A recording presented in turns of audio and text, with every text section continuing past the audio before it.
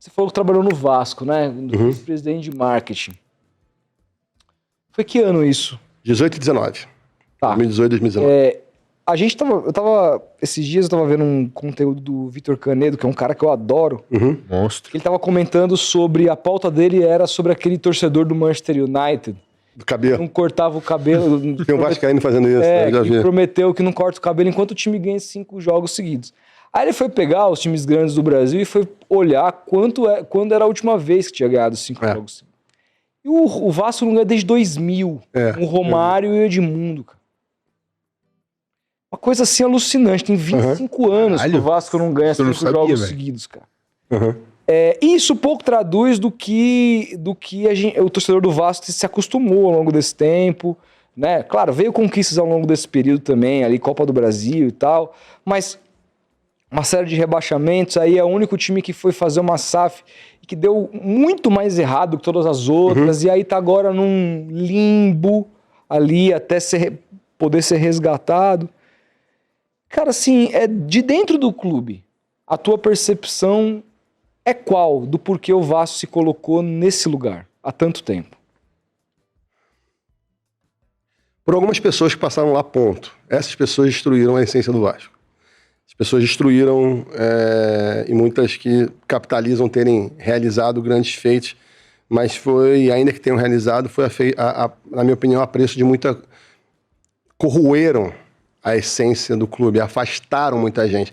Então o Vasco, como um clube de colônia, como o Palmeiras também sempre foi e tal, durante muito tempo, eu não vejo nenhum demérito nisso, pelo contrário, eu acho uma puta história, era um clube muito financiado pela sua gente.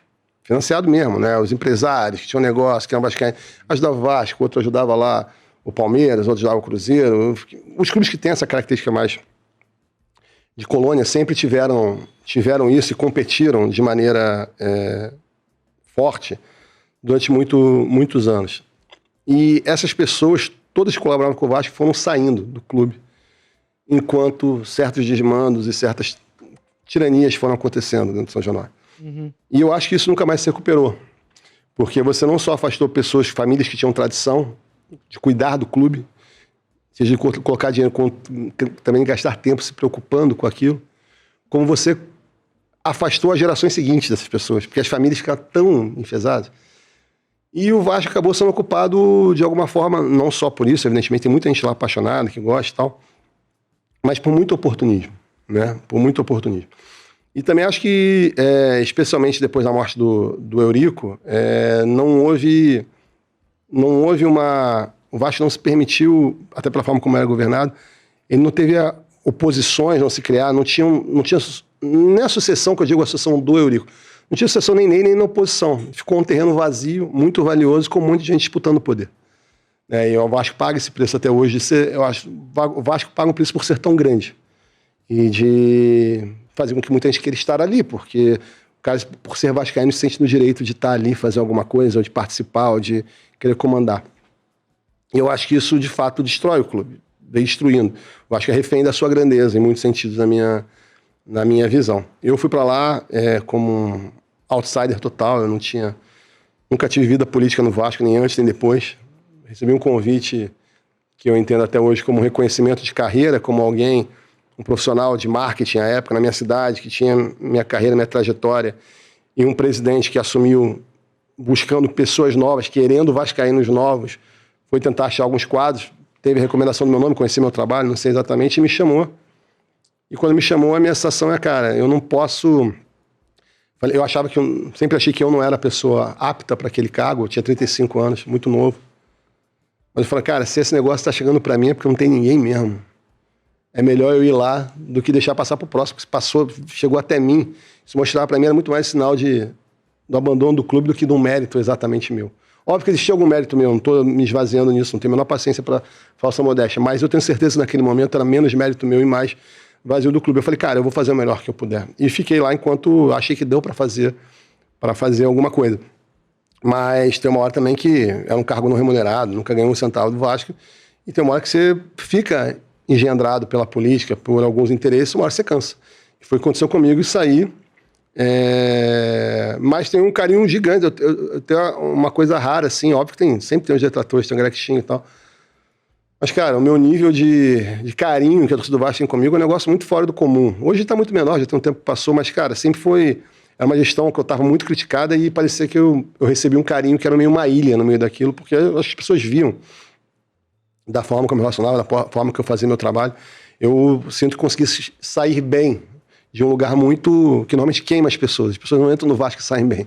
Eu sou uma das raras exceções que conseguiu... fazer isso, e acho que isso é fruto do meu respeito pela torcida e da seriedade com que eu fiz meu trabalho enquanto estive lá. Mas acho que esse é o problema, a grandeza do clube acaba atrapalhando e a gente ainda vive dias assim, na minha opinião. A SAF foi fruto de ter sido feito por pessoas irresponsáveis mesmo. A SAF foi conduzida por pessoas responsáveis, pessoas levianas, pessoas incompetentes, né? Não todas, mas algumas sim.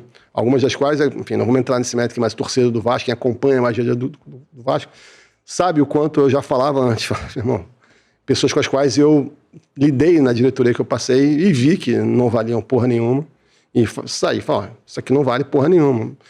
Por circunstâncias, pessoas conseguiram continuar, enganar a torcida por um tempo, ficaram até lá, até o dia que fizeram essa merda aí, que foi a venda como fizeram. Eu sou super a favor, o Vasco precisa de SAF mesmo, não tem jeito, precisa de SAF, sou super a favor da SAF, mas eu fui a favor, à época, da SAF que foi feita, porque uma vez que aquelas pessoas estavam lá, meu irmão, para mim eu queria que elas saíssem de lá. Eu não tinha capacidade de avaliação uma boa SAF, não. Para mim tinha que ser feito. Agora, que era essa merda, o tempo mostrou que não me surpreende, porque de fato não eram pessoas exatamente que tivessem competência para tocar uma padaria, quanto mais um clube de futebol tamanho do Vasco.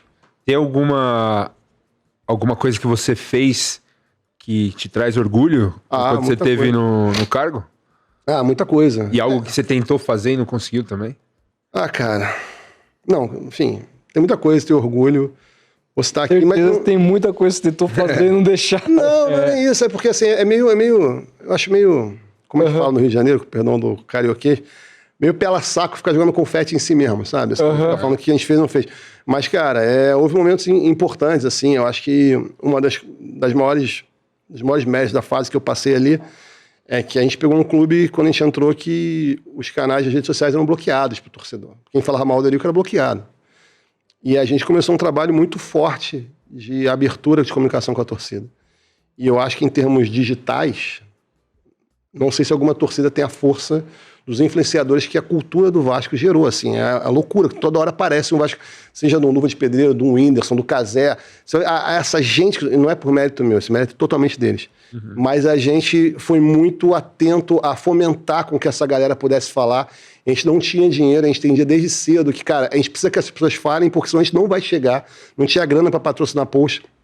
Então, dar espaço para que o digital do Vasco pulsasse, acho que mudou completamente a comunicação do time, renovou a imagem do clube, né? A gente fez lá a história mais bonita do futebol, que é um slogan que até hoje permanece com o clube, que foi... A gente puxou a história para resgatar pós-Eurico ali. É muito importante lembrar que o Vasco vinha de muito antes do Eurico, reassumir isso, botar isso como bandeira para que o mundo soubesse, o Brasil lembrasse da história do Vasco. Então houve algumas coisas assim, teve coisas de negócio também que a gente fez que eu acho que foram bem importantes, né? Eu tenho muito orgulho. Um episódio triste, assim, que foi a morte dos meninos do Ninho do Urubu, que até hoje, quando eu falo, me emociona, assim, tal, que a gente comprou de perto, tava lá, e a gente fez uma ação que muita gente xinga até hoje, porque a gente fez uma ação de solidariedade ao Flamengo, que botamos a bandeira do Vasco e do Flamengo entrelaçadas no uniforme do Vasco. Então, eu sou o cara que botou a bandeira do Flamengo na camisa do Vasco um dia. Né? E muita gente bate em mim até hoje. Ficar bravo por isso. E pra mim, assim, cara, era fundamental. Tem hora que você tem que... Não queria ter estado... Não queria que aquilo tivesse acontecido e muito menos que tivesse estado ali naquela hora. Mas naquela hora, em poucos dias, o que você faz? Como é que você se posiciona com algo que provavelmente tem potencial de ser histórico? Cara, você tem que tomar decisão. Tem 2 dias, o próximo jogo, o que a gente vai fazer? O Campeonato Carioca parou quando os meninos passaram por aquilo. E ele retomou com o jogo do Vasco. O Vasco era o primeiro time que ia voltar. Então, assim, o futebol recomeçava com a gente. Mas o que você faz? Que recado que você dá? Como é que o clube se posiciona? E para mim não era uma questão do que eu achava, não. Era tentar... Como é que essa história de 120 anos, que eu tive... O que essa história de 120 anos faria agora? lembrando que tinha... Eurico estava vivo ainda. Como é que você se posiciona nessa hora? Então são coisas assim que eu tenho um carinho, que a torcida lembra, né? Logo depois teve a maior associação em massa da história do time, né? Que a gente chegou a quase 200 mil torcedores em Era você que estava lá nessa 6 época? meses. Eu tinha acabado... aquela gestão era minha, ainda era minha equipe. Eu tinha acabado de sair semanas antes. Foi foda, mano. Mas que foi um fruto de um trabalho que a gente vinha fazendo, que eu atribuo até hoje esse trabalho, aquele sucesso todo. Se a gente teve uma participação, a participação foi empoderar os influenciadores. Porque foram eles que fizeram aquilo, não foi o clube que fez aquilo. Quem fez aquilo foi a torcida, que estava muito forte. Eram 2 anos ali de muita interação, de muito canal dado para eles, né? De dar importância para essa galera. E não foi o clube que fez. Foi na hora que eles resolveram fazer aquela loucura, o negócio foi embora. Né? Então, eu acho que se a gente não tivesse fomentado, talvez não tivesse tido o alcance, a força que teve. Mas o mérito não era... O mérito dessa campanha é bem pouco meu. O mérito dessa campanha é todo da torcida do Vasco mesmo, mas eu acho que a gente teve um papel importante de reabrir o clube, a comunicação para a torcida se fazer tão presente como é hoje. Né? Que se fala tanto da torcida do Vasco, que segura o clube, que não sei o quê. Né? Enfim. Eu falo sempre aqui, sem modéstia, sem ser pela saco, que se eu não fosse palmeirense, eu seria vascaíno por conta da torcida. Eu acho a torcida muito foda, cara. Já vestiu a camisa da seleção brasileira alguma vez na sua vida? Já. A Cruz de Malta lá, só tá branca, mas... Todo mundo já botou, cara. Você tá aí, você botou a camisa da seleção brasileira, tu tem um pouco de vascaíno.